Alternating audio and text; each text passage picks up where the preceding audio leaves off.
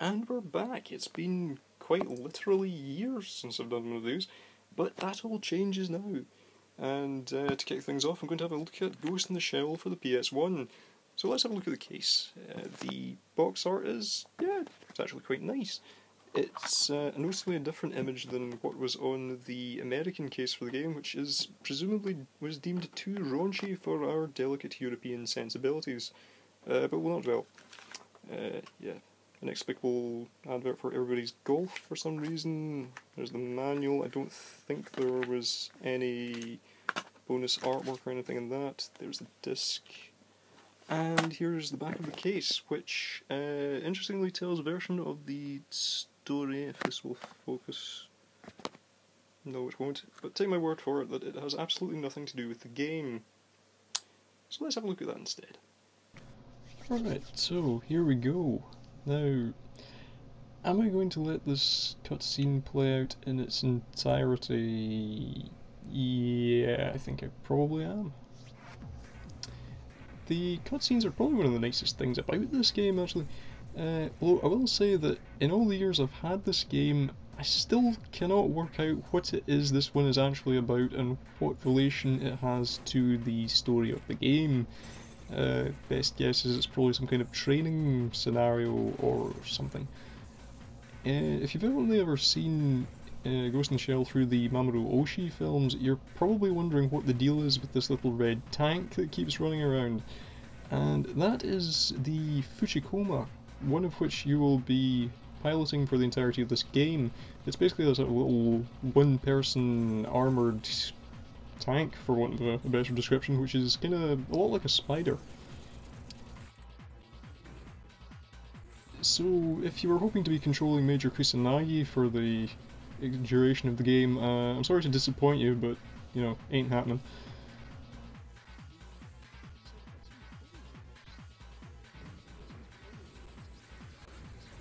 The cutscenes are brought to you by the studio Production IG, and I know that, I can't remember if they were involved with film or not, but I know that they were the main studio behind the later standalone Complex TV series, so these are very nicely done.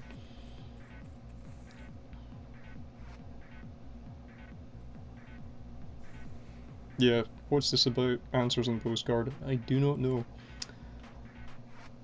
So let's crack on.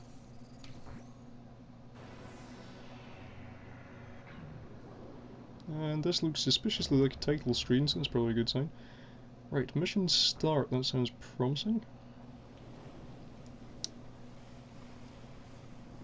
One of the other interesting things about the cutscenes for the game is that the game came out in '97, I think, which was maybe a couple of years after the film, and despite that, the character designs are more or less exactly replicating the original manga rather than the film, which I thought was kind of interesting, as I think this is probably the only anime version of Ghost in the Shell that actually takes the original designs verbatim, so it was quite interesting from that point of view. Anyway, we've already had a cutscene, so I'm just going to skip this for now. Along with the little animatics that you get for certain stages, every level also has a more specific mission briefing, but, you know, probably don't want to see this just now, so I'll just crack on. Oh, there's some slowdown. You'll love it. Right. One thing to watch out for, very beginning of the game, dodge out of the way, otherwise that wee git is going to shoot you. Now, the game is, you've got a choice of perspectives for the game. You've either got this kind of third-person view from outside the tank, or you can in fact switch to a first-person view, which is quite useful as well, if you need to do any fine aiming. The Fuchikoma tank controls very nicely, it must be said. I mean, for I know a lot of 3D platformers, kind of in the early days of the PlayStation, had a lot of control problems, but this one it actually plays very well indeed. You know, the controls are nice and responsive. Movement is achieved. You can either walk around slowly, or you can use this kind of strafing, sort of skating motion to get around the place. Weapons wise, you've got a machine gun with unlimited ammo. You can hold the machine gun button in to get these little homing rockets, which are also unlimited. Very useful. You also have a finite supply of grenades, which do a sort of wider area of damage. It's always handy. Now, you can actually batter through this level really quickly if you're trying, but you know, I'm not doing a speed run here, so I'll try and take it a little bit more slowly so you can maybe get a feel for the game. The graphics are really quite nice for the time the game came out. You know, it's maybe looking a little bit rough around the edges by today's standards, but yeah, you know, it's quite pleasant. Nice chunky buildings. I think those person-shaped things are all robots, by the way, so, you know, if you have any problems with gunning them down, they're not real people. That's all I'm going to say about that. So anyway, the first mission, basic upshot, you need to blow up 4 of these kind of white, sort of spider tank type things. These are not Fuchikomas, so I'm not sure what you would call them. Anyway, you need to blow up 4 of them and then go to the warehouse at the end. You also get these helicopters flying around. I don't know, they're there, they do not like you. You should shoot them before they shoot you. That's probably the best advice I can give you.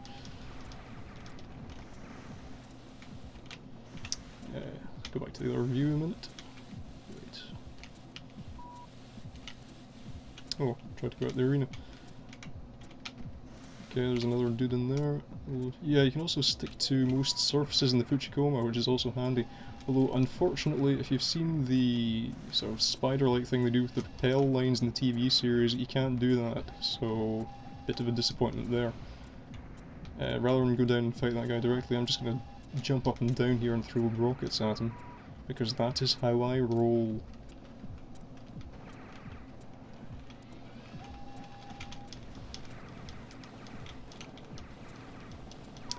The game is not terribly difficult, as you may have probably guessed by now. There are 12 stages, I think if I remember rightly, fairly varied, but you know, it's not a huge challenge, it must be said. Coming out for the boss in a minute, so I'll just shank this guy like we were. Oh, he actually shot me. Right, proceed to the warehouse, here we go. Boss time. Stuck on a lamppost, as only I can. Oh, here we go. Right, giant enemy boss crab, quite literally in this case. Basically, avoid the laser, pepper the machine gun, fling some grenades at him, why not? You do get bonus points if you can hang on to all 3 of your grenades throughout the level, but you know, I'm not going to bother. I don't think you can unlock anything extra in the game for getting a high score, so just batter in, really, get it right around you. Right, he's nearly pan-bred already, which is quite... Okay, that's quite alarming. You only saw the laser the once there, that's actually a little disappointing. The game does seem to be sticking a little bit, I don't know why. It was running perfectly fine earlier on.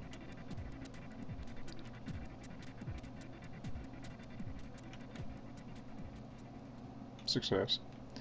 So there we go, that is Ghost in the Shell on the PlayStation 1. So that's it really, there's not a huge amount of challenge to the game, but yeah, I mean it's very playable, it gives you a good flavour of what the Ghost in the Shell world is in the anime and the manga, and if you can find the game relatively cheaply, it's well worth picking up. So that's it for now, but yeah, if you'd like to see any more of the game, just leave a comment and I'm sure it can be arranged.